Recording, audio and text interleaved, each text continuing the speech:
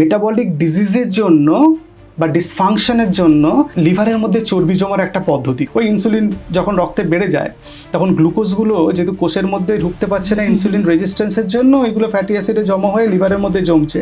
লিভারের মধ্যে শুধু চর্বি জমাতেই লিভার সীমাবদ্ধ নেই, কিন্তু লিভার কোষ আছে না, হেপাটোসাইট বলে সেগুলোকে, তার মধ্যে এখন চর্বি জমছে, কিছু সেলস অ্যাক্টিভেটেড হয়ে যায় এবং লিভার এনজাইমস বেড়ে যায়, লিভার ইনফ্লামেশন বা প্রদাহ তৈরি করে। সেটা ইনডাইরেক্টলি আরও লিভারটাকে খারাপ করতে আরম্ভ করে এবং আরও তার মধ্যে ফ্যাট জমা হতে শুরু করে, কারণ লিভার হচ্ছে আমাদের মেটাবলিক্যালি অ্যাক্টিভ অর্গান।